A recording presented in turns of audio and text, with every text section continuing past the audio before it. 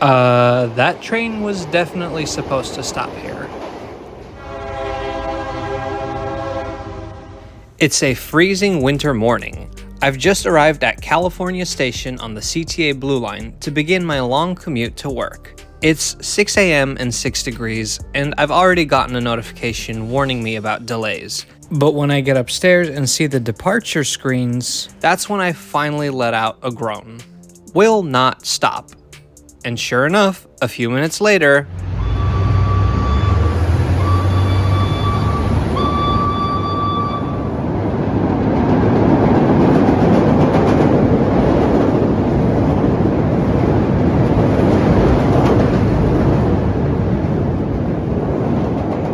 so what was that about? The Blue Line doesn't have express service, right?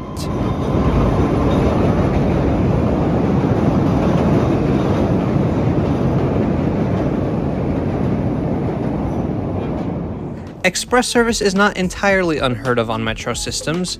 New York, Philadelphia, and Tokyo are just some examples of subways that have regularly scheduled express. Chicago has one line with express trains as well, the Purple Line. During rush hour, the Purple Line express trains skip most stations between Howard and Belmont. But that's not what's happening here.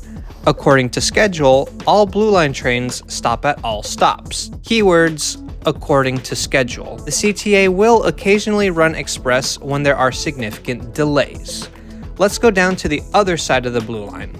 Lindsey is getting on a train at Cicero Station. The destination screens outside say express, and inside a small red light is blinking. When light flashes, train will run express. So what's happened? Well, the control center has determined that there were significant delays, so then they instructed the train's operator to skip all stations until Illinois Medical District. Then they have to stop at Racine and then run express again.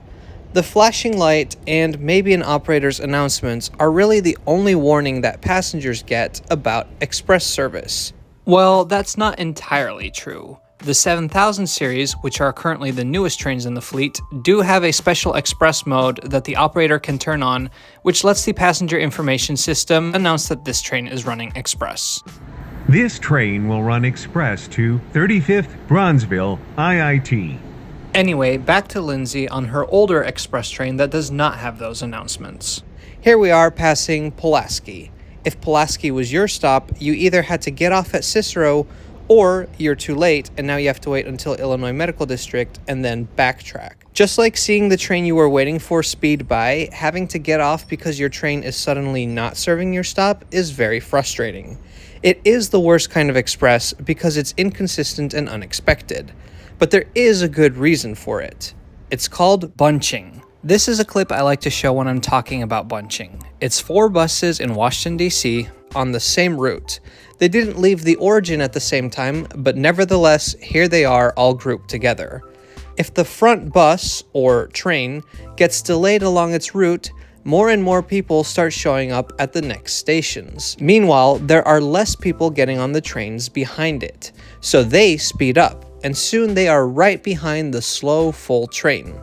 Running the delayed train as an express solves a few problems. It reduces the delay, it widens the gap with the train behind it, and it spreads people out more. At the CTA, if the control center determines that express running is necessary, they will tell operators where to skip. Usually the instructions are to skip over stations with lower ridership, while almost all trains will stop at the higher ridership stations. Anyway, the train has arrived at Racine Station, and this is where Lindsey is getting off.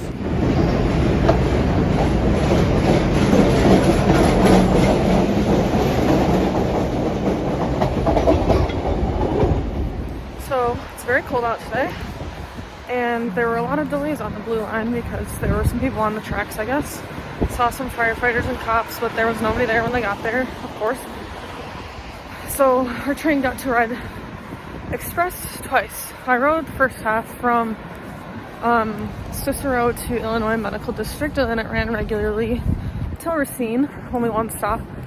And then after that, it decided to go express again. So I got off because I get off at UIC Halstead. If you're watching this video, please enjoy the expressness of this blue line. There are downsides to express running from a passenger's perspective. I mentioned those earlier. An alternative is something that they like to do in Washington, D.C. a lot. If a train is stuck behind another train, it will be instructed to hold for a few minutes. This allows the train in front to get ahead, and there will be more space between the trains. This takes care of people missing their stop or getting skipped over. But holding has its own downsides as well, because it slows down everybody's trip. It's annoying when you're on your way to work or school and your trip suddenly takes a lot longer. And for me, it somehow always happens the station before the one I have to get off at. From what I've heard from people at the CTA, they have been holding at stations more than running express in recent months. I will leave it to you, my viewers. What do you think is the better way to address bunching? The spontaneous express train or holding trains back at the station? Let me know in the comments below. As always, thank you for watching today. If you enjoyed this video or learned something new, please subscribe to Trains Are Awesome. For more content, check out our Instagram and Patreon.